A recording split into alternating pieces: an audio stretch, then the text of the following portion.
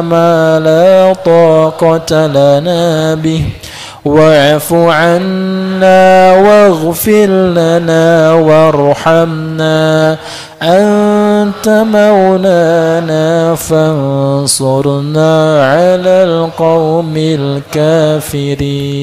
Bismillahirrahmanirrahim. Assalamualaikum warahmatullahi wabarakatuh.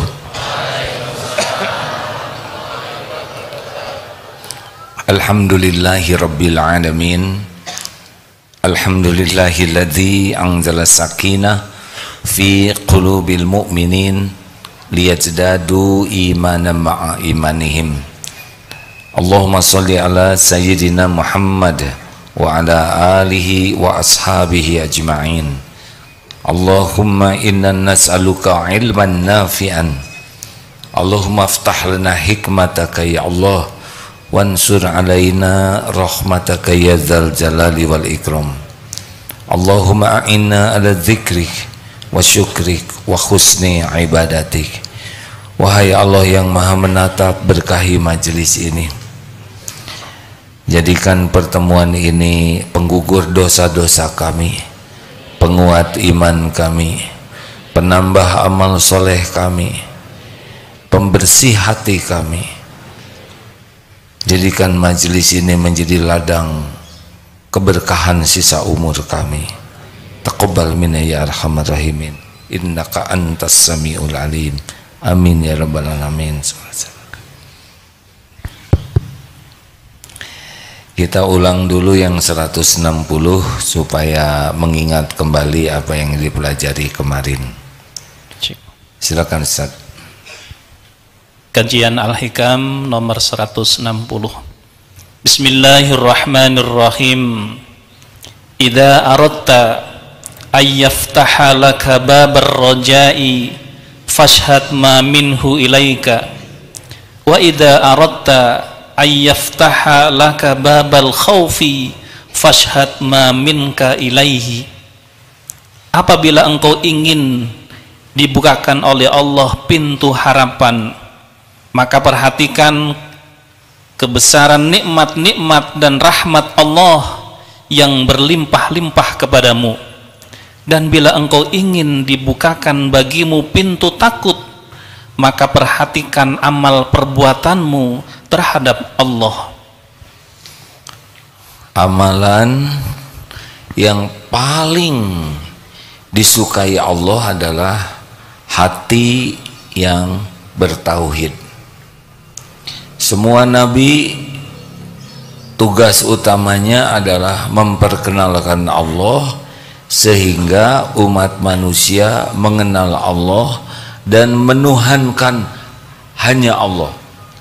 La ilaha illallah, tiada ilah selain Allah. Ini tugas yang paling utama dari semua rasul dan nabi, adalah memperkenalkan Allah sehingga benar-benar bersih, lurus, kuat tauhidnya. Di antara ciri ketauhidan seseorang adalah roja, harapnya itu hanya kepada Allah, tidak ada harap dari selain Allah. Bulat bahwa semua nikmat hanya milik Allah, semua nikmat hanya dari Allah, semua nikmat hanya bisa terjadi dengan izin Allah. Jadi orang yang tauhidnya bagus pasti tawakalnya hanya kepada Allah. Dan khauf, takutnya juga kepada Allah, tidak takut ke makhluk, karena makhluk tidak bisa memberi mudarat tanpa izin Allah. Nah, Imam Ibnu Athaillah mengatakan ada dua cara supaya kita berharap hanya dari Allah dan tidak pernah berputus asa kepada Allah. Caranya adalah lihat apa yang Allah karuniakan selama ini kepada kita. Dari mulai kita di rahim ibu, janin, dari mulai sel berbelah terus setiap waktu kita ada dalam limpahan karunia Allah, tidak pernah berhenti sekejap pun juga. Adik-adik ini boleh pindah sini nak? Nah, pindah ya, yang tidur-tidur, yang ngantuk-ngantuk di sini ya, diisi oleh yang serius. Ya, agak berat kalau di depan yang dilihatnya yang sedang tidur ya. Ini Abah, setengah. Adik-adik ke depan, adik-adik mungkin diberi tempat yang leluasa untuk istirahat ya. Adik-adik yang ngantuk boleh di pinggir sini atau cuci muka ya.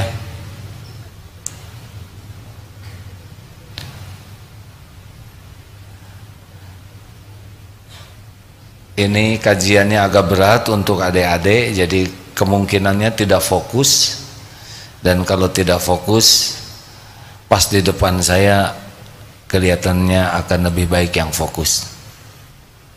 Adik masih ngantuk? Kalau ngantuk bisa di sini ngantuknya. Pindah sini sayang. Kan? Hei.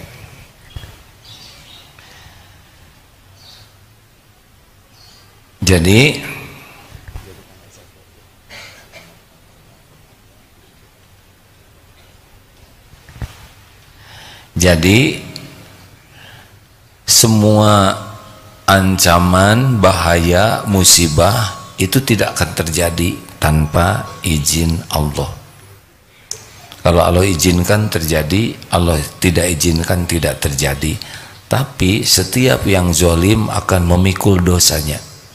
Misal kita kehilangan dompet, itu terjadi dengan izin Allah, tapi copet memikul dosanya.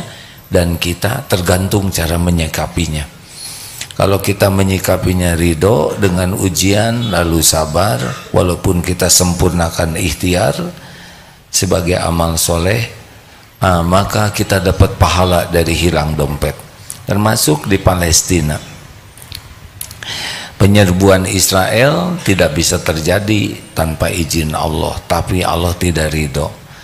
Penyerbuan itu menjadi ujian bagi orang-orang yang beriman di Palestina, menjadi jalan syuhada bagi hamba-hamba Allah yang Allah pilih. Syahid itu susah. Kita susah di Indonesia ini mendapatkan syahid. Di sana dimudahkan oleh Allah. Kemudian yang terluka itu pasti ada perhitungannya di sisi Allah. Memang dizolimi, tetapi seperti kata anak Palestina, anak kecil, kami tidak ada rugi. Ayah saya terbunuh jadi ahli surga, rumah kami hancur, Allah yang akan menggantinya. Tapi mereka pasti jadi ahli neraka. Mereka tidak mengenal Allah, kami mengenal Allah. Ini mahal. Nikmat mana yang diberikan di jalur Gaza yang sedang digempur Israel atau di sini? Kalau secara duniawi sepertinya kita yang nikmat, tapi secara pahala, keyakinan di sana lebih nikmat, walaupun pahit dunianya. Nanti sesudah ini kita akan bahas. Dan bila kita ingin merasa takut kepada Allah, sesudah kita ingat nikmat dari Allah, kemudian kita ingat apa yang kita lakukan kepada Allah. Jarang syukur, sholat tidak khusyuk, ketakdir tidak ridho, dosa demi dosa. Makin kita bisa mengingat aib dan dosa pengkhianatan kita ke Allah, insya Allah akan timbul takut. Dengan kata lain, bagi orang yang jarang menafakuri nikmat dari Allah, susah bertauhid. Dan bagi orang yang jarang menafakuri dosa dan aibnya, kezoliman dirinya kepada Allah, dia tidak akan bagus tauhidnya. Baik, lanjut ya, yang selanjutnya 161. Rubbama afadaka fil lailil qabdi ma lam tastafid fi isyraqin naharil basti la tadruna ayyuhum aqrabu lakum naf'a. Mungkin engkau mendapatkan karunia ilmu ma'rifat pada saat gelapnya kesedihan apa-apa yang tidak engkau dapatkan pada saat terang nikmat karena kesenangan. Kamu tidak mengetahui yang manakah yang lebih dekat bagimu manfaat keuntungannya. Yang menguntungkan bagi kita adalah yang membuat kita selalu ingat Allah, yakin ke Allah, patuh ke Allah, pasrah ke Allah. Itu yang menguntungkan. Kalau kita diberikan pujian, kemudian kita jadi lupa ke Allah, seakan-akan ini jerih payah saya, ini ide saya, ini perjuangan saya, ini pengorbanan saya. Kita dipuji oleh orang, wah Bapak sukses, sudah bikin perusahaan, sudah bangun pesantren. Ya inilah ide saya, dulu saya, berarti dia gagal. Walaupun diberi perusahaan, walaupun diberi pesantren, karena dia sudah lupa kepada Allah, malah jadi ujub menuhankan dirinya. Karena harusnya ketika pujian datang kepada kita, kita langsung hilang. Alhamdulillahi Rabbil Alamin. Wah, pesantrennya bagus, semuanya adalah ciptaan Allah. Semua sudah tertulis di Lauh Mahfuz. Tidak ada yang membesarkan selain Allah. Tidak ada yang membangun masjid selain Allah. Tidak ada yang mendatangkan santri selain Allah. Semuanya adalah min fadlir rabbik. Dan asli itu pengakuannya bukan acting ya, bukan ingin disebut tawadu. Karena ada yang saya tidak punya apa-apa, tapi tujuannya adalah supaya dianggap tawadu. Itu tidak asli. Benar-benar hatinya yakin. Saya mikir apa? Kalau Allah nggak ngasih otak ke saya, tidak bisa mikir. Saya mikir ide apa? Kalau Allah tidak ngasih ide ke saya, tidak bisa mikir. Kita berjuang apa? Kalau Allah tidak ngasih tenaga, tidak ada yang bisa kita lakukan. Kita nyumbang, siapa yang ngasih rezekinya? Kalau Allah tidak ngasih rezekinya, kita tidak bisa nyumbang. Jadi orang yang benar-benar diberi nikmat dan dia menghilang, yakin semua nikmat ini milik Allah, dari Allah, sehingga tidak ada yang dipikir dari nikmat ini selain syukur. Lulus. Tapi faktanya, kalau orang diberi pujian, diberi kemudahan, kelapangan, nyaris lupa ke Allah, kecuali basa-basi. Alhamdulillah, alhamdulillah. Hatinya saya yang berjuang, ini perjuangan pengorbanan saya bekerja keras, ini saya berpikir keras, ini saya, berarti dia tidak lulus. Karena wama bikum min ni'matin faminallah. Hati-hati nih, kalau ibu, ini banyak tamu nih, ada 5 MT, ibu datang, anaknya, ibu alhamdulillah anaknya lulus, hafiz Quran 30 juz. Memang sih ini ide saya, anak saya itu dimasukkan ke pesantren. Suami saya sih sebetulnya kurang mendukung. Aduh, udah ngangkat diri, ngejatuhin suami. Bagaimana Bu supaya anaknya jadi hafiz Quran? Ya saya tiup aja keningnya. Padahal kutu aja yang pusingnya. Langsung ngangkat diri, seakan-akan anak jadi hafiz itu adalah berkat doanya, berkat perjuangannya, berkat pengorbanannya. Salah, anak jadi hafiz itu karena maunya Allah. Ujian bagi ibu bapaknya yang jarang ngaji. Jadi jangan ngaku-ngaku. Hati-hati ya. Diberi nikmat itu lebih mudah lupa ke Allah. Nah sekarang di Palestina ini bom berjatuhan setiap waktu. Tidak ada yang disebut selain Allah. Karena tidak ada yang bisa melindungi. Negara-negara Arab sekitarnya tidak ada yang membela, kecuali Hizbullah dari Lebanon dan Iran. Selebihnya diam. Tidak banyak mungkin mengirim makanan dan obat-obatan, tapi bom berjatuhan. Pada saat seperti itu tidak ada yang terbayangkan bisa menyelamatkan kecuali hanya Allah. Itulah saat terbaik dalam hidup kita. Ketika kita merasa saya punya aset, saya punya tabungan, saya punya keahlian, saya punya relasi, saya punya warisan, banyak yang dijadikan sandaran. Nah, saat itulah saat yang buruk dalam hidup kita.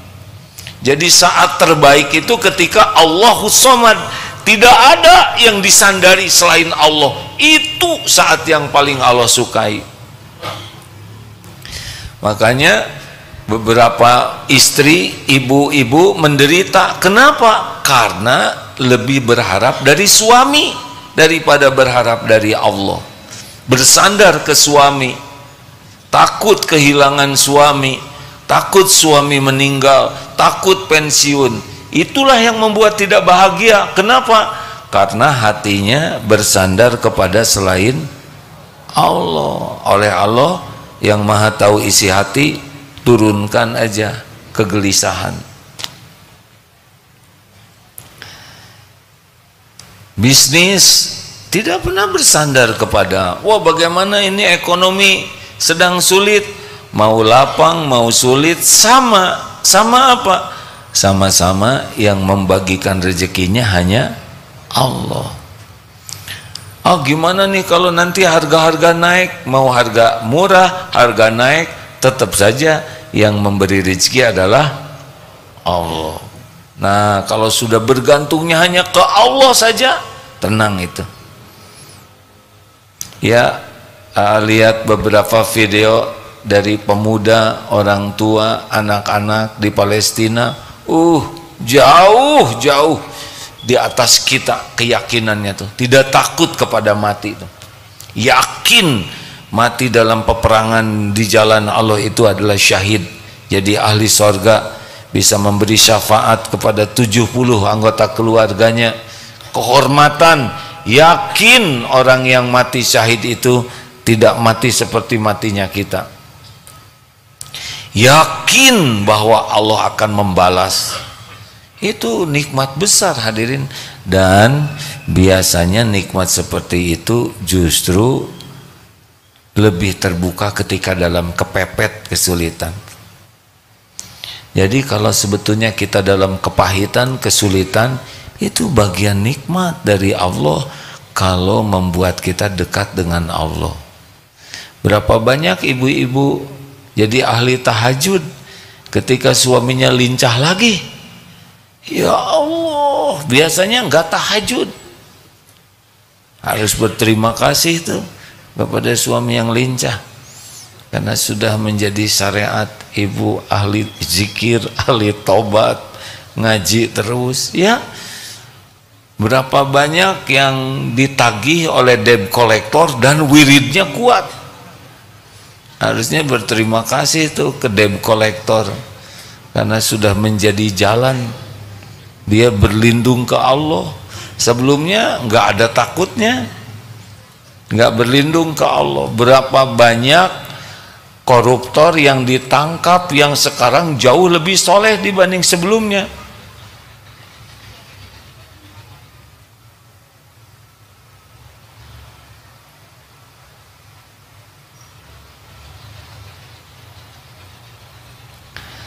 Di penjara jadi bagus sholatnya, jadi ngaji, itu nikmat itu dibanding jadi pejabat.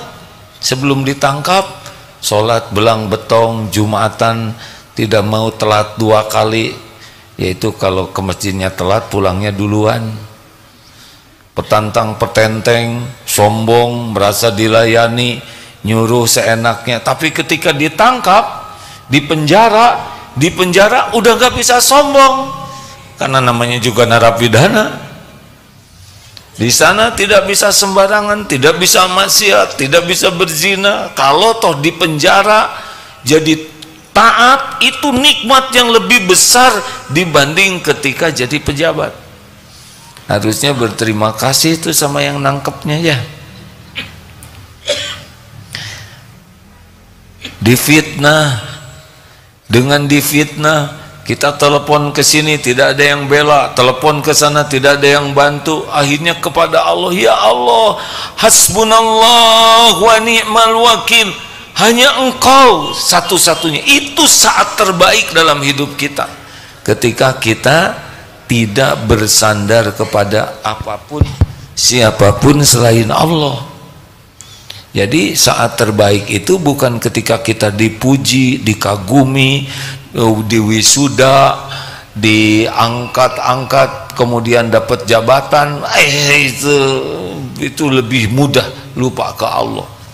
Saat terbaik adalah ketika saat kita bertauhid, yakin kepada Allah dengan segala janji dan jaminannya. Apakah mungkin kita dipuji bisa bertauhid? Mungkin. Kalau ketika dipuji, yakin ini pujian adalah ujian. Allah menggerakkan orang memuji kita untuk menguji. Nah, pada waktu kita dipuji, hadirin sekalian, telah menjadi juara ini Bapak Al-Mukarram, dihormat-hormat, tapi hati, ya Allah, Engkau tahu saya tidak layak, saya ini hamba berlumur dosa, ahli maksiat, berselimut aib, sholat tidak pernah khusyuk, pikiran jarang ingat padamu. Pada waktu dipuji-puji, hatinya ingat bahwa ini ujian dari Allah, bahwa orang memuji karena Allah menutupi aib, sehingga dia tidak menikmati pujian dan dia malah banyak tobat. Itulah saat terbaik, ketika hilang diri kita, yang ada adalah karunia Allah semata. Bisa kebayang tidak ini hadirin? Berat ya deh ya. Nggak apa-apa kalau ada yang nggak ngerti juga deh, ini bicaraan orang dewasa. Yang di depan saya ini celingak-celinguk, kita ngomong apa katanya. Ya, ini jadi pelajaran juga. Ke depan, yang di depan saya ini yang bermasalah saja ya. Jadi lebih menikmati, iya solusi ya. Adik-adik nih kayaknya kurang masalahnya deh ya. Jadi dikasih solusi juga nggak ngerti, nggak apa-apa deh. Mudah-mudahan berkahnya ya. Ya, karena kalau wajah-wajah masih muda gitu, masalahnya masih sedikit. Tapi sudah mulai besar. Seperti yang SMA dengan kuliah beda masalahnya. Sudah kuliah lebih stres, lulus kuliah lebih stres lagi karena belum dapat kerjaan. Udah gitu nikah, stres lagi, kontrakan, lalu punya anak, lebih stres lagi. Begitulah ya. Jadi nanti yang di sini nih wajah-wajah stres ya, supaya mantap nanti. Kan nanti akan begini-begini. Gitu. Kalau anak-anak, nah ya teh kena kurang tekanannya ya. Tolong Ustadz Fahrudin jadikan SOP ya. Nanti di luar ditanya yang paling stres di sini. Baik, sekarang secara aplikasinya ya. Ini agak kebanyakan treble-nya nih. Kurangin treble-nya, maaf ya. Jadi Bapak Ibu yang baik, jangan menganggap remeh kepahitan, karena kepahitan itu boleh jadi nikmat yang lebih besar daripada kelapangan. Karena bahagianya seseorang itu bukan pada kelapangan, tapi bahagianya seseorang itu dari kedekatan dengan Allah. Sekarang mana yang paling membuat kita dekat dengan Allah? Itulah nikmat terbesar. Ada kalanya lumpuh, ada kalanya dengan jadi buta, ada kalanya dengan bangkrut, ada kalanya dengan ditipu, ada kalanya dengan dipenjara. Pokoknya banyak kepahitan itu lebih memudahkan orang dekat ke Allah. Jadi artinya apa? Artinya kalau kita sedang diberi kelapangan, mudah, sehat, lancar, harus lebih waspada. Harus lebih waspada. Karena kelapangan ini lebih mudah kita melupakan Allah dan berarti tidak lulus. Usaha lancar, untung besar, tiap keperluan ada, tapi pada saat yang sama sholat telat, udah telat cepat, udah gitu jarang ingat Allah, malah ingat yang lain-lain di waktu sholatnya, tidak mau sholat sunnah karena ada urusan itu.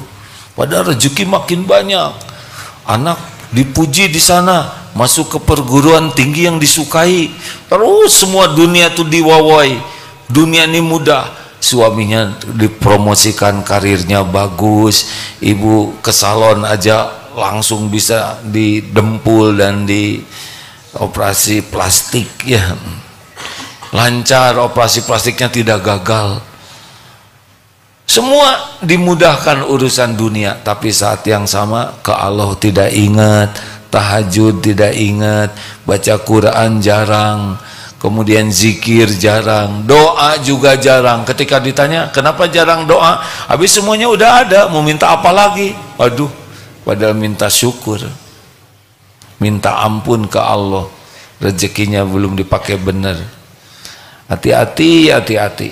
Yang dipuji, yang dikagumi, yang lancar, yang banyak subscribernya, yang badannya sehat terus, yang urusannya lungsur langsar, tapi tidak nambah syukur ke Allah, berarti itu kena musibah.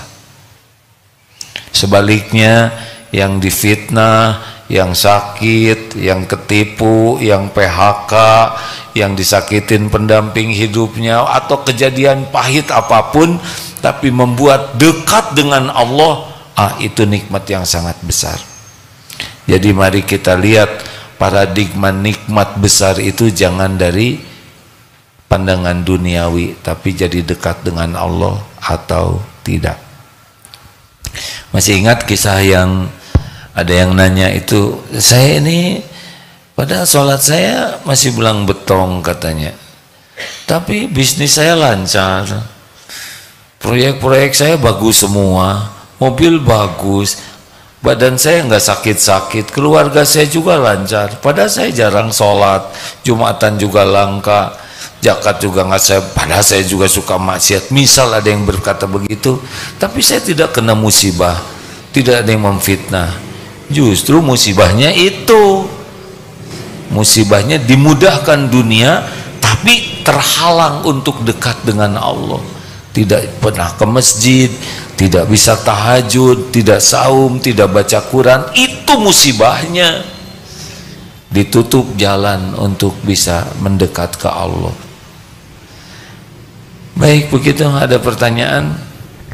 Jadi jangan dulu merasa bahagia ya. Nanti yang jadi presiden itu juga cobaan. Mudah-mudahan kita punya presiden yang soleh. Lanjut. Mudah-mudahan kita menjadi punya pemimpin negara yang berakhlakul karimah. Udah, setelah kita ini data tamu kunjungan Rumah Quran Nurul Jami, bukan amin, ngacung bu. MT Miftahul Jannah, udah jangan nyebut-nyebut itu. MT Az-Zahrah mana? Di atas, alhamdulillah. Iya bu. SMP Alam Karawang, ini udah SMP belum banyak masalahnya, pantesan udah gitu hidupnya di alam ya Pak ya. Di daerah hutan mana adik-adik? Di Karawangnya di hutan. MT Afsus Salam mana? Cuma satu, Rakang, alhamdulillah. Terima kasih ya, banyak tamu ini, masya Allah. Pesantren Putra Putri, pesantren Kuadran, benar ini namanya gini, dan Fahim Quran Bogor, masya Allah, selamat datang. Jadi sederhanakan hidup ini ya. Sekali lagi, hidup ini hanya apa? Hanya mampir. Di dunia ini hanya mampir. Dunia ini hanya mampir, hadirin. Ingat, pencipta kita siapa? Tuhan kita siapa? Kita sebagai apa? Hamba Allah. Dunia ini apa? Pelayan kita. Allah Tuhan kita, kita hamba Allah. Dunia berikut isinya pelayan kita. Kalau ini pas, kita bahagia. Terjadinya tidak bahagia kalau pindah ke sini nih, dari menuhankan Allah turun ke bawah, jadi menuhankan dunia, menuhankan harta, menuhankan gelar, menuhankan jabatan, menuhankan penampilan, menuhankan pujian orang. Sekarang lagi tren menuhankan followers, menuhankan apa yang itu posting apa namanya, konten ya, namanya hakon, hamba konten. Semua demi konten. Ada yang menuhankan syahwat, menuhankan amarah, itu di bawah di sini. Makanya tidak akan bahagia dan tidak akan mulia serta tidak selamat. Yang benar itu dunia berikut isinya pelayan kita. Ini seperti kursi ini pelayan saya ya, pakaian, mikrofon ini melayani saya dalam mengabdi kepada Allah. Tapi bukan kita pelayan dunia. Nah, banyak orang yang hidupnya diperbudak harta. Apa cirinya? Sebetulnya ini buat ceramah nanti malam ini. Mau tidak disebut hamba dunia? Mau tidak? Hamba dunia mau, budak dunia mau. Dasar anak-anak SMP tengarti mau katanya.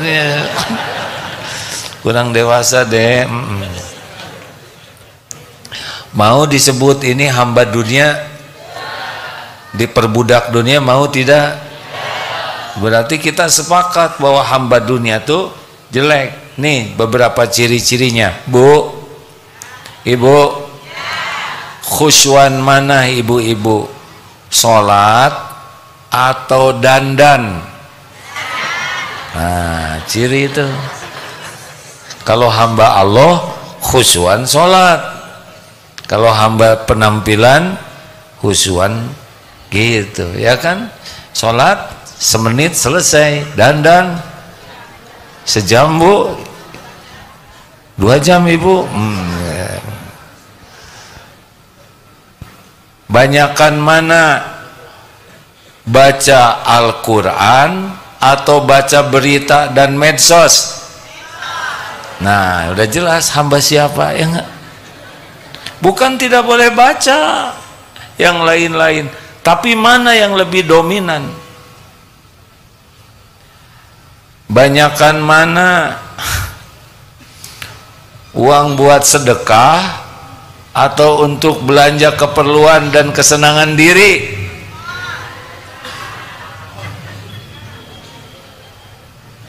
Nah, itu bisa dilihat nih. Mana yang lebih dipikirkan? Ingin dipuji Allah atau dipuji manusia?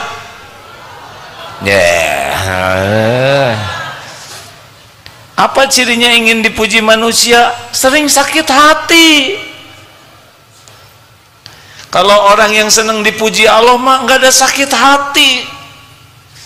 Makin sering luka, makin sering tertekan, makin sering perih, itu pasti ngarap-ngarap dari selain Allah. Sebab kalau ngarap-ngarap dari Allah tidak akan seperti itu hatinya. Tenang.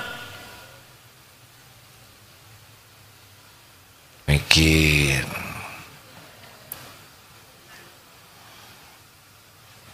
Orang yang sibuk ingin dipuji Allah tidak berarti meremehkan bersikap ke dunia, tapi mayoritasnya ke Allah hatinya. Coba ibu pikirkan, ibu bahagia mana? Ingat suami atau ingat Allah? Jawab. Ingat suami jadi bahagia atau jadi mual, Bu?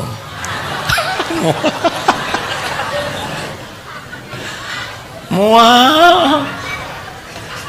Duh. Ibu jangan memuntahkan kedendaman di sini ya, biasa aja nyebut mualnya. Karena nada itu mencerminkan penjiwaan. Kebanyakan ingat orang, hati jadi tenang atau gelisah? Gelisah.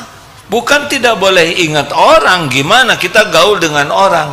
Tapi tiap ingat orang, langsung ingat Allah. Baru tenang, baru benar.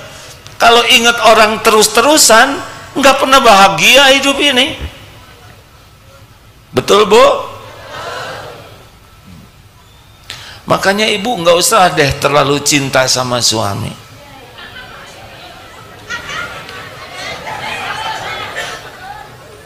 Ngelawan. Ini nasihat benar, Bu. Saya tidak mengatakan tidak boleh cinta, bukan. Jangan terlalu cinta. Cinta yang nggak ada masalah. Tapi kalau sudah terlalu, itu sudah akan menuhankan suami. Jangan terlalu cinta ke suami, karena suami ibu belum tentu. Kenapa ini? Ada masalah nih pengajian-pengajian ini ya? Seperti yang memuntahkan jiwa tertekan. Karena suami ibu itu belum tentu, bukan belum tentu benar. Suami ibu mah boro-boro ngebahagiain istrinya, ngebahagiain diri sendiri aja susah. Benar, Pak? Ini wajah-wajah menunduk begini, wajah-wajah tertekan. Bapak ingat istri bagaimana? Aduh, itu dia, makanya saya itikaf juga, begitu kan. Ternyata itikaf lebih tenang daripada di rumah, karena di masjid lebih ingat Allah, di rumah ingat cicilan. Bukan tidak boleh mikir makhluk, tapi jangan kelamaan, harus langsung ingat Allah. Ingat anak, ingat Allah. Anak saya belum sholat, ingat Allah. Allah yang bisa memberikan taufik anak bisa sholat. Kenapa ya anak saya belum mau sholat?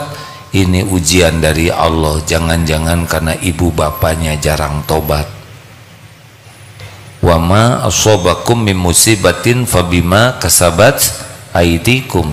Musibah apapun yang ada padamu diundang oleh tanganmu sendiri, dosamu. Astagfirullah ya Allah, ya Allah, saya ngaku saya belum jadi orang tua yang benar, saya belum jadi contoh yang baik, saya sholatnya juga jarang khusyuk, saya ngajinya juga tidak ngerti, mulut saya sering marah-marah. Astagfirullah. Gara-gara lihat anak belum baik, langsung ingat Allah. Allah yang membulak-balik hati anak, supaya dibulak-balik hati anak. Allah tahu kelakuan kita sebagai orang tuanya, kita banyak dosa, nggak pantas dititipin anak soleh. Akibatnya kita tobat. Gara-gara ingat anak yang belum baik akhlaknya, ibu bapak bisa tobat karena ingat ke Allah. Kalau nggak ingat Allah, jengkel, marah-marah. Benar, Bu? Karena banyak ibu-ibu nih, ingat suami harus langsung ingat. Gimana coba caranya, sebutin. Kalau ibu lihat wajah suami langsung ingat. Yang benar. Gimana caranya? Iya, pas lihat wajah, ya Allah. Nyebut itu penghinaan. Dulu mah misal ibu bangun, suami lagi tidur ngorok, ibu teh jangan kieu pisan, apalagi sudah nonton drakor sebelumnya, drama Korea ganteng-ganteng karena pakai wajah plastik ya, lihat suami, ya Allah, ini ciptaanmu. Gak boleh, kok gagal? Gak boleh, udah sempurna itu. Petot-petot juga halal. Ini yang menjadi jalan rezeki darimu untuk saya. Dulu waktu nikah mah si bapak teh gagah, sekarang gigi tinggal 2. Ya Allah, saya marido, titip ampuni dosanya, kesalahannya. Gitu, ingat Allah. Dah kalau jengkel udah pasti menjengkelkan. Tinggal doa yang baik, dah halal ini tuh. Sudah menjadi jalan ladang pahala bagi ibu. Kebaikan suami ibu bersyukur, ibu dapat pahala. Kejelekan kekurangan suami ibu sabar dan membantu memperbaiki, ibu dapat pahala. Enggak ada ruginya. Kalau misalkan suaminya rada lincah lagi, nggak bisa dinasehatin, Bu. Lebih baik doa, ya Allah, titip suami saya ini, kelihatannya puber kelima nih, lincah pisan, ngahewat wae, nyisir terus, ya titip ya Allah, titip, jaga pandangannya, jaga hatinya. Itu lebih efektif daripada awas siapa tong gitu-gitu, nggak ngepek, makin lincah, ada alasan di rumah mah horor katanya. Jangan diancam. Ke Allah aja, sholat lagi. Suami dinas luar malam-malam sholat. Ya Allah, Engkau tahu suami saya di mana, sedang apa, titip ya Allah. Hanya Engkau. Allah lihat tidak ibu sholat? Jawab. Lihat tidak? Allah dengar tidak doa ibu? Allah tahu keresahan hati ibu tidak? Allah tahu ibu meminta tolong ke Allah tidak? Tahu tidak? Disia-siakan tidak oleh Allah. Bandingkan dengan si ibu cemburu buta, awas siapa tong kamana wae mana teh di video call selalu patroli, nggak ngepek karena mengandalkan selain Allah. Jelas? Nah seperti itulah kurang lebih hidup ini. Sama urusan apapun, jangan kelamaan. Coba mikirin hutang, lama-lama jadi bahagia, jadi stres. Kok kompak begitu?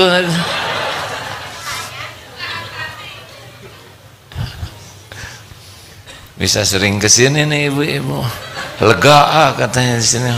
Tekanan selama ini bisa keluar. Apa katanya? Bisa teriak sambil ngumpet, Bu. Yang sok gimana ibu aja ya, udah capek-capek, udah ngongkos, masa nggak teriak ya. Allah sholat ya Allah, tolong bayarin utang. Ada doa-doa yang dicontohkan agar hutang kita dilunasi. Tapi kalau belum apal doanya, ya Allah, hanya Engkau pemilik langit dan bumi. Ampun, saya berhutang bukan karena apa-apa, saya berhutang karena putu ya Allah. Kontrakan habis, buat belanja nggak ada. Wahai yang maha kaya, pemilik langit dan bumi, yang maha baik, yang maha mendengar, yang tidak pernah mengecewakan, tolong bayarkan hutang ya Allah. Bilang aja gitu, tapi harus bulat hatinya. Karena Allah tidak mengijabah doa yang hatinya lalai. Harus bulat, hanya Allah yang bisa bayarkan. Enggak mungkin disia-siakan, enggak mungkin. Enggak mungkin. Orang yang tawakal itu dijamin kok oleh Allah. Masalahnya selama ini kita enggak berharap ke Allah dan tidak bulat keyakinan kita, hanya Allah yang bisa bayarkan. Kalau Allah mau bayar, dari mana aja, dari mana aja, tidak harus terpikirkan oleh kita. Ya ada kejadian, seseorang punya hutang, usaha, minta hanya ke Allah, nggak bicara ke siapa-siapa. Allah yang maha tahu segala keadaan, tinggal ngebulak-balik hati orang yang punya uang dan tiba-tiba ingin membayarkan. Siapa yang menggerakkannya? Terus uangnya kok ada? Allah sudah siapkan. Makanya bulatnya hati ke Allah itu amalan yang paling utama. Jangan bercabang, jangan ada celah. Allah pemilik segala-galanya, penguasa segala-galanya, penentu segala-galanya, yang maha baik, maha tahu, maha bijaksana, maha pengasih, maha penyayang, tidak pernah mengecewakan. Orang yang ingkar saja oleh Allah diurus, apalagi orang yang benar-benar yakin kepadanya. Inilah rezeki termahal, terbesar dalam hidup, dan itu biasanya datang kalau kita dalam kesempitan. Kecuali orang yang diberi nikmat sangat syukur dapat juga nikmat itu. Demikian. Ada pertanyaan, silahkan. Halo, mari.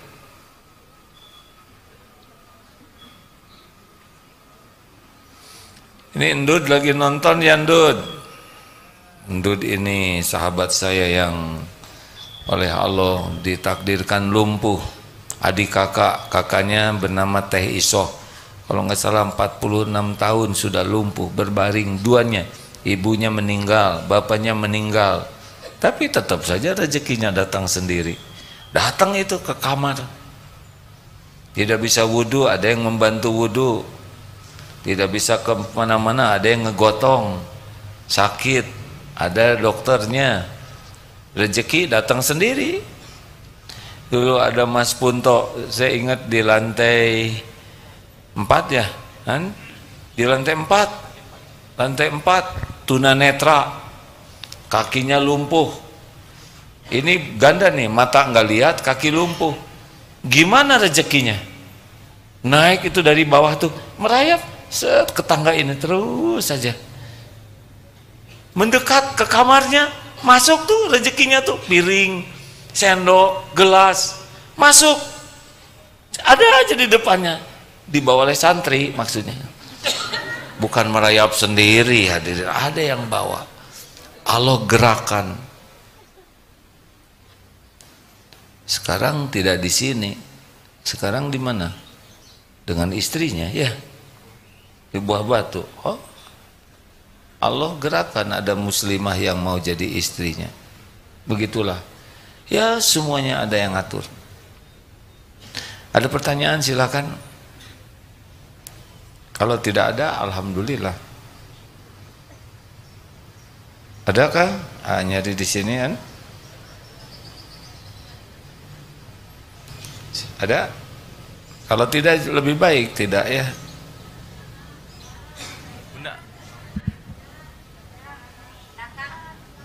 Iya Bu, sabar ya. Ya ibu-ibu bahagianya kalau bunyi ya. Silakan Bu, maaf ya. Ke depan mungkin banyak kependekan ini, di belakang nggak bisa lihat ya. Ininya nanti di bawah yang tinggi sama seperti malam. Bismillahirrahmanirrahim. Assalamualaikum warahmatullahi wabarakatuh. Maaf izin, innalillahi wa inna ilaihi rajiun. Ayah dari teman kami SMA Putri telah berpulang ke rahmatullah. Mohon doanya untuk ayahnya bernama Zulkifli ST bin Mukhtar S. Dan teman kita masih dalam perjalanan dari luar negeri menuju ke Indonesia. Ya, dapat kabar, terima kasih diingatkan kembali ya. Ini anaknya sedang ikut olimpiade di Thailand dari perwakilan pesantren Darut Tauhid, dan ayahnya wafat sehingga kembali dari sana. Mari kita doakan, Allahumma sholli ala sayyidina Muhammad wa ala alihi wa ashabihi ajma'in. Allahumma ighfir lahu warhamhu wa'afihi wa'fu anhu. Ya Allah, jadikan saudara kami ini wafatnya wafat yang Engkau berkahi. Ampuni seluruh dosanya, terima semua kebaikannya, lapangkan kubur, ringankan hisab ya Allah. Jadikan keluarga yang ditinggalkan Engkau yang menjaganya ya Allah. Kumpulkan kelak semuanya di surga-Mu ya Arhamar Rahimin. Jadikan wafatnya beliau menjadi hikmah bagi kami agar menambah amal soleh kami. Ya Allah, terimalah semua kebaikannya. Taqabbal minna ya Arhamar Rahimin.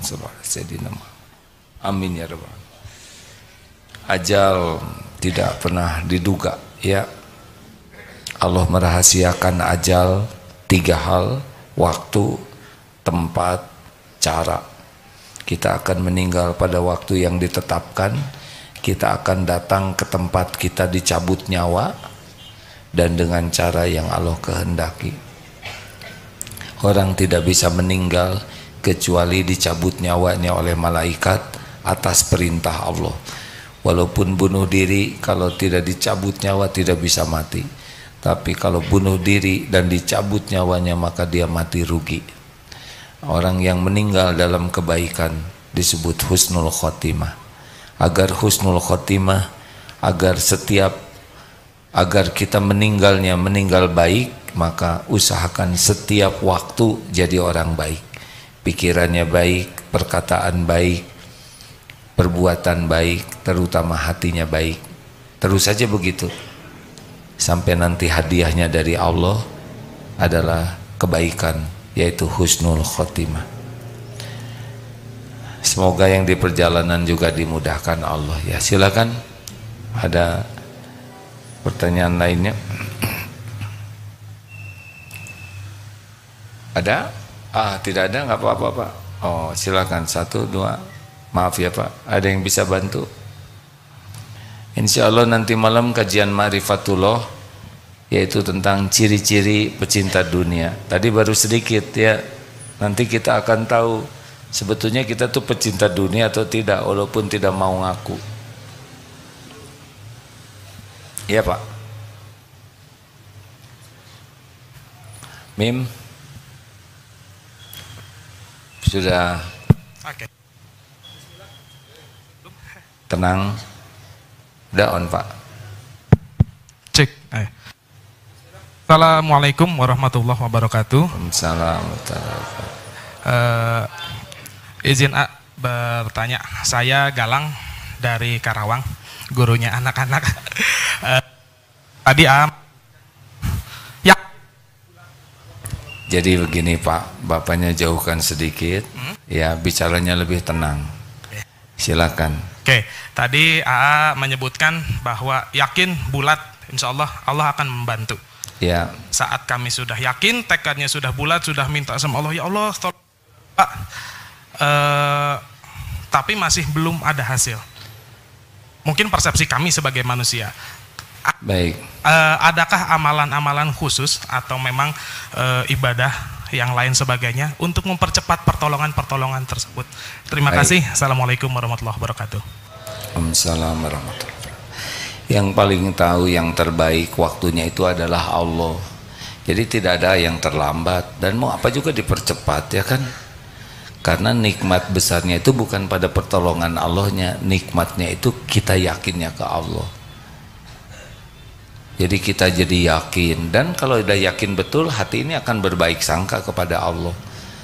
Berarti tadi masih kurang yakin, makanya nunggu-nunggu, merasa kita lebih pintar dari Allah ya kan.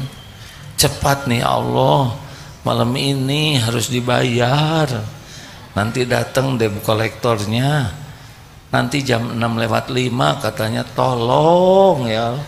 Ternyata jam 7 belum juga datang yang bayarin, debt kolektor datang. Bukan berarti tidak ditolong, tapi ketika ada debt kolektor hati tenang, tidak takut ya. Itu juga bagian nikmat. Tidak harus datangnya pertolongan Allah itu sesuai bentuknya dengan yang kita inginkan. Waktunya juga tidak harus. Yang penting kita mah minta tolong terus ke Allah. Nanti dikasih pertolongan kalau kita belum siap jadi ujub. Cuman sekali doa beres nih, Allah menurut ke saya gitu. Jadi doraka ya. A'udzubillahi minasyaitonirrajim wa asa an takrahu syai'a wa huwa khairul lakum Boleh jadi engkau tidak menyukai, padahal baik menurut Allah bagimu. Dan sebaliknya boleh jadi engkau suka, padahal buruk menurut Allah. Wallahu ya'lamu wa antum la ta'lamun. Allah Maha tahu, kalian tidak tahu. Kita mah tugasnya mah terus saja menyempurnakan ikhtiar, doa, berbaik sangka. Mau diapain aja oleh Allah ya terserah Allah lah, jangan ngatur Allah, ya kan? Siapa kita? Emang kita pantas ditolong oleh Allah? Sholat aja nggak khusyuk, maksiat banyak, pantasnya mah disambar petir, ya kan? Boro-boro diijabah, yang ya Allah, di mana keadilanmu? Kalau diadili hancur, Pak. Jadi jangan menganggap telat. Tobat ya aja terus. Tadi Bapak nanya apa yang kira-kira membuka pertolongan Allah lainnya? Tobat. Kan ada yang bilang, saya tuh sudah tahajud, saya sudah saum Senin Kemis, saya baca Quran one day one juz, tapi kenapa kok Allah belum menolong? Pertanyaannya sederhana, emang tahajudnya khusyuk? Enggak gitu. Kita kan tahajudnya juga belum tentu benar, ya kan? Baca Quran dan nggak ngerti, saum cuman perut yang lapar, mulut ngomong terus. Kenapa ibu ngomong terus? Ngabuburit katanya gitu. Lanjut, pertanyaan Bapak ya, boleh dipinjamkan mikrofonnya.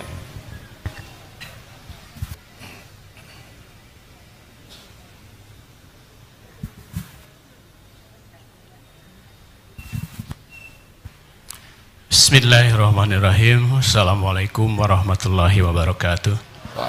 Perkenalkan, saya nama Yaya Sunaria, asal Bandung. Terima kasih atas kesempatannya Pak Kiai. Saya mau bertanya atau curhat sedikit. Saya ada yang mau ditanyakan ke Pak Kiai. Seandainya saya pernah menolong seseorang, Pak, dalam kesempitan gitu, Pak, lalu saya menyebut-nyebutnya kebaikan saya, dan saya keluar ucapan, kalau dia tidak ditolong sama saya, apa jadinya? Terus pertanyaan saya, apakah itu termasuk sir atau menduakan atau merasa mendewakan diri sendiri selain Allah? Terima kasih, Pak. Assalamualaikum warahmatullahi wabarakatuh. Waalaikumsalam. Itu termasuk dosa yang besar karena sudah ujub, merasa kita yang menolong, padahal aslinya Allah menolong beliau. Memang itu udah rezeki beliau, hanya kita dipilih oleh Allah jadi jalan sebagai ujian. Kalau kita ngaku-ngaku saya yang menolong, gagal berarti kita pasti tidak bahagia, pasti akhlak kita jadi jelek, hati kita jadi tidak enak, dan makin keluar keburukan-keburukan lainnya. Muntah ditulungan ku aing moal bisa, dulu makin musyrik ya. Berarti dia sudah menuhankan dirinya. Padahal nggak ada kita juga pasti ditolong oleh Allah. Hanya lewat siapa yang Allah kehendaki. Jadi harus tobat betul. Dan sebetulnya kalau kita nolong orang, yang harus berterima kasih kita. Karena ada yang bisa ditolongnya, ya kan? Kalau kita sedekah, yang harus bersyukur sekali yang disedekahi atau yang bersedekah? Yang di kita yang harus bersyukur karena kita dipilih oleh Allah, dikasih uangnya, udah kita sedekah, dipertemukan dengan ladangnya. Sekarang kita punya uang, tapi nggak ada yang bisa disedekahin, mau gimana ini uang? Nggak ada manfaatnya, hanya beban aja di akhirat. Tapi ada jalannya, kita bisa keluar, kita digugurkan dosa, kita diberi pahala, kita diberikan tambahan karunia oleh Allah, ditolak bala, kita jadi dianggap ahli sedekah. Kita yang harus berterima kasih. Pernah ada yang wakaf ke sini, kemudian terima kasih, ih salah, bukan yang berterima kasih, kami yang berterima kasih. Sudah diberitahu ada ladang amal, diberi kesempatan, kami yang berterima kasih. Itu yang benar. Lakukan, lupakan, itu yang paling enak, Pak. Karena bukan kita, ini Darut Tauhid, ngebangun Darut Tauhid. Enggak sama sekali. Saya dan kawan-kawan ini bukan membangun Darut Tauhid. Darut Tauhid ini sudah tertulis di Lauh Mahfud. Sebelum saya diciptakan ada di dunia ini, pasti udah ada catatannya nih. Saya dan kawan-kawan diuji oleh Allah dengan terwujudnya apa yang Allah rencanakan. Kalau ngaku-ngaku ini ide kami, ini perjuangan, dimusnahkan CF ya. Allah semuanya juga, Pak. Terakhir, ibu-ibu ya deh ya, ibu-ibu dulu ya, nanti bonus. Boleh dibantu? Ada yang bantu? Ya.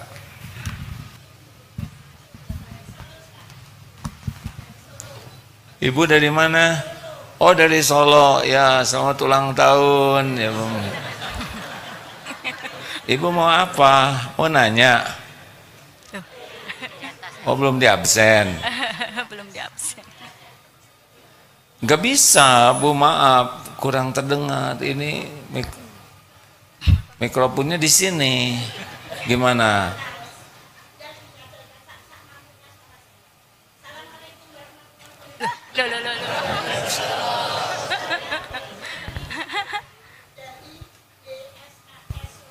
Alhamdulillah.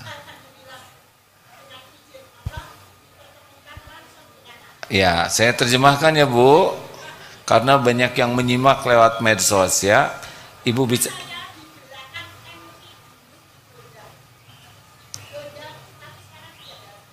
Ya. Oh. Langsung. Ya.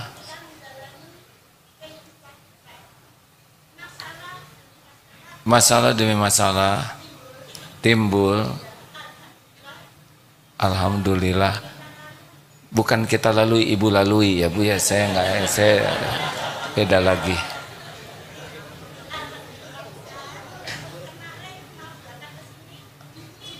Kemarin belum berangkat ke sini diuji.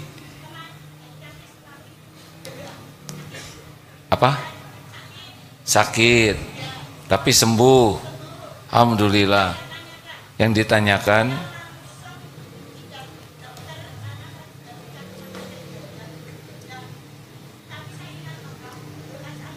ya doa ibu. Subhanaka inni kuntu minal. Ya, alhamdulillah. Betul. Udah betul sekali. Alhamdulillah, Ibu. Ibu sudah lengkap sekali pertanyaan dan jawabannya. Terima kasih, Bu. Gak usah tepuk tangan adik-adik. Ini dari alam kan ya, sekolah alam ya. Nah, pasti sering tepuk tangan di alam. Ibu terima kasih, Bu. Jadi ibu doanya benar ya. Kalau dalam kesulitan doa Nabi Yunus. Alhamdulillah. Jangan suka memotong pembicaraan orang ya. Buat ibu bahagia. Ibu bahagia kan? Bahagia tidak? Alhamdulillah. Ibu bahagia, saya ikut bahagia. Jangan nyebut masalah kita ya, Bu ya. Saya tidak ada masalah dengan ibu ya. Silakan. Ya. Bismillahirrahmanirrahim. Assalamualaikum warahmatullahi wabarakatuh. Waalaikumsalam warahmatullahi wabarakatuh. Silakan, Bu. Saya Ibu Devi Arsyani dari RK Nurul Jami Cilegon. Alhamdulillah. Pak Kiai, saya mau bertanya, dalam suatu organisasi, misalkan di situ kita tahu nih ada kejanggalan atau kecurangan, bolehkah kita mengingatkan dan bagaimana cara mengingatkan supaya yang bersangkutan itu tidak tersinggung? Gitu aja Pak Kiai pertanyaan saya. Nanti kalau Allah menguji kita, kita mengetahui suatu kemungkaran, ada 3. 1, tolak dengan tangan, artinya kita bertindak ya. Yang kedua, kalau tidak sanggup, tolak dengan lisan atau tulisan. Dan yang ketiga, minimal di hati, kita ini nggak benar nih. Tapi itu selemah-lemah iman, harus ada upaya menaikkan. Nah, bagaimana ibu bisa mengingatkan? Bisa ibu tulis surat kaleng ya, tergantunglah ya kaleng. Ibu nggak usah sengaja cari kaleng disuratin, tapi surat tanpa nama, Mas Qadarullah saya mengetahui ya ini data ini, semoga segera tobat karena mudah bagi Allah membuka kalian. Itu beliau jadi tahu tanpa harus tahu, asal kita benar, akurat, lengkap dengan kata-kata yang baik, bukan kata-kata yang buruk ya. Kalau ketemu jadi masalah, kalau tetap tidak berubah ya berikan data itu ke atasannya, ke yang berwenang, dengan tujuan membantu yang bersangkutan untuk tidak melakukan dosa. Jadi kita, tapi nanti ini dikasih sanksi, ya itu lebih baik daripada berterusan dalam maksiat gitu. Hanya usahakan perkataannya baik ya, jangan melecehkan, menghina ya. Terima kasih. Terima kasih, alhamdulillah. Pertanyaannya saya senang sekali, ada pertanyaan yang lengkap dengan jawaban ya. Walaupun ibu-ibu ini datang berbagai banyak masalah, tidak usah risau, semua masalah itu sudah diketahui Allah dan terjadinya juga dengan izin Allah, serta sudah diukur oleh Allah. Tidak ada yang overdosis.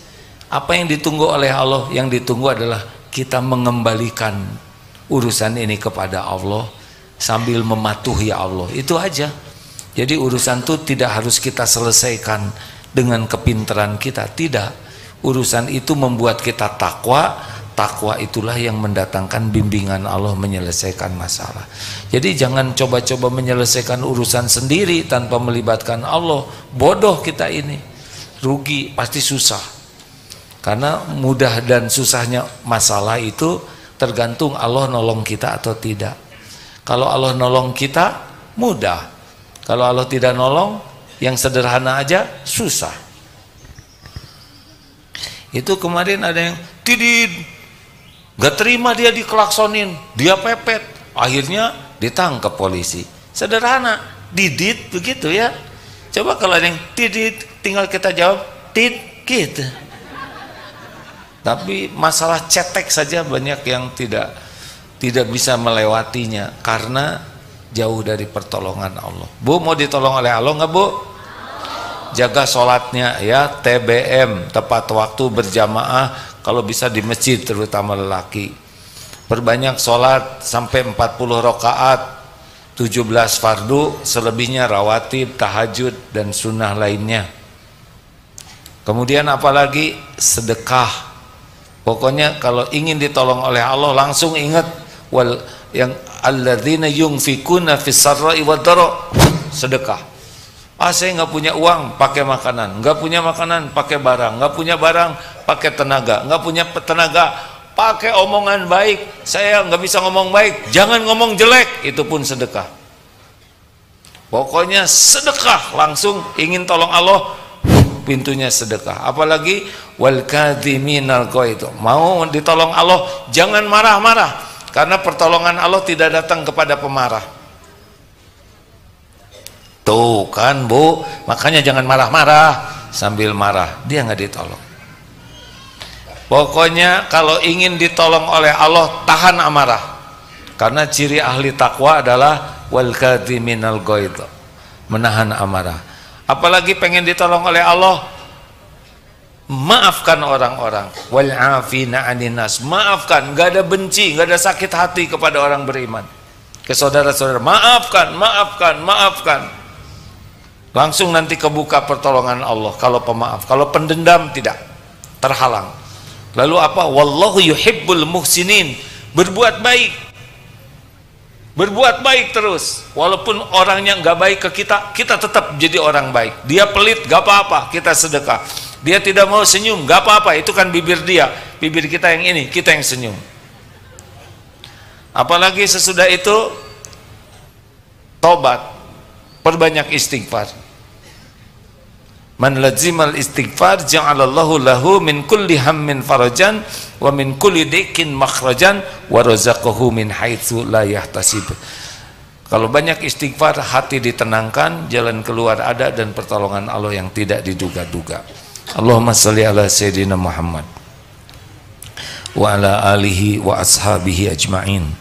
Ya Allah, wahai yang maha menatap, wahai yang mengumpulkan kami, wahai yang maha tahu siapa diri kami yang sesungguhnya, ampuni dosa kami ya Allah.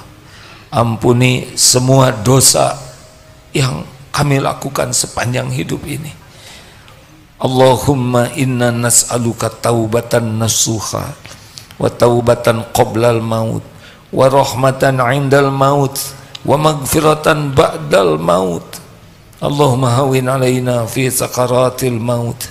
Allahumma inna nas'aluka husnal khatimah wa na'udzubika min su'il khatimah.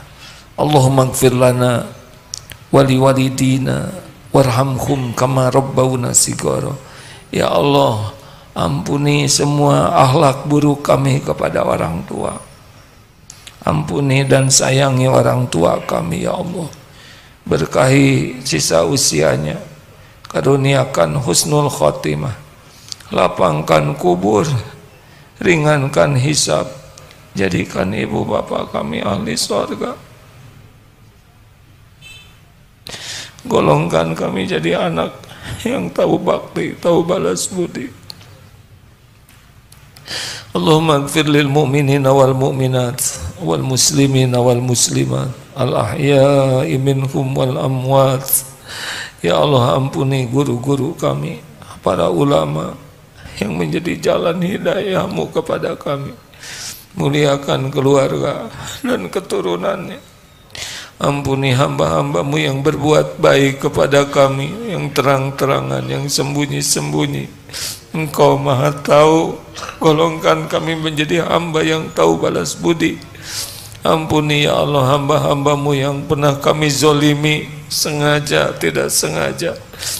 Lindungi kami dari perbuatan zolim dan lapangkan hati saudara kami memaafkan kami. Ampuni dan sayangi orang-orang yang pernah menyakiti kami ya Allah. Cegahlah dari perbuatan zolim terhadap siapapun. Allahumma a'izzal Islam wal muslimin.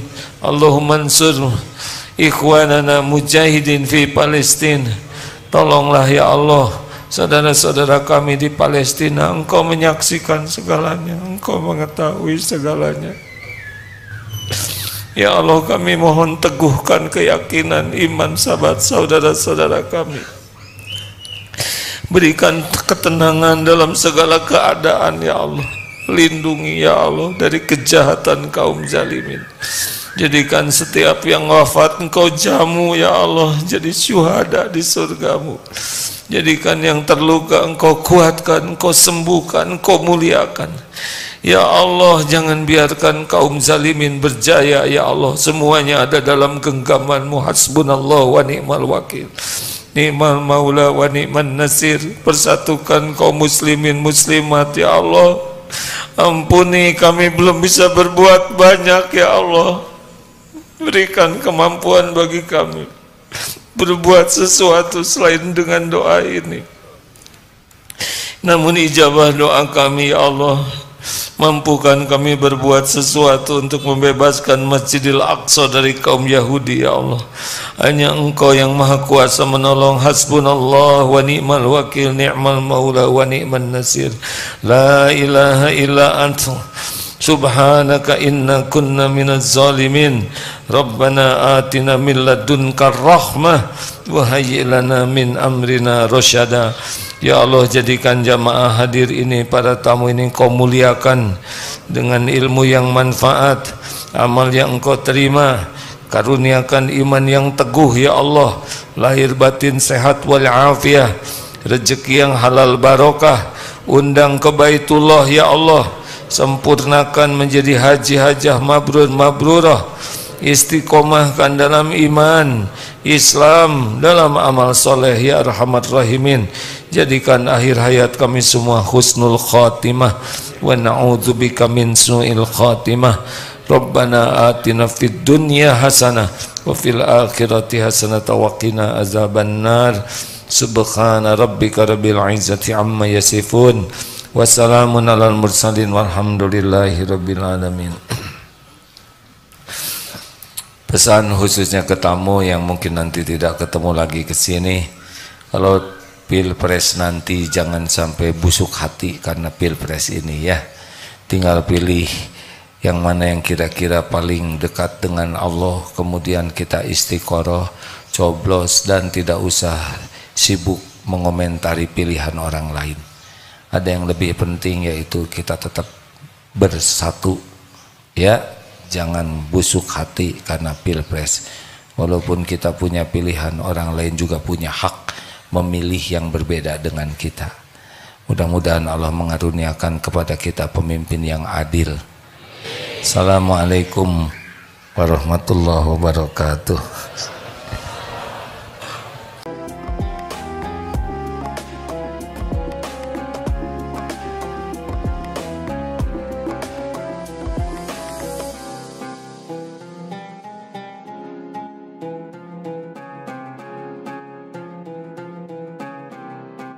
Jangan lupa, saya bilang sekalian, terus berlangganan di Darut Tauhid Official.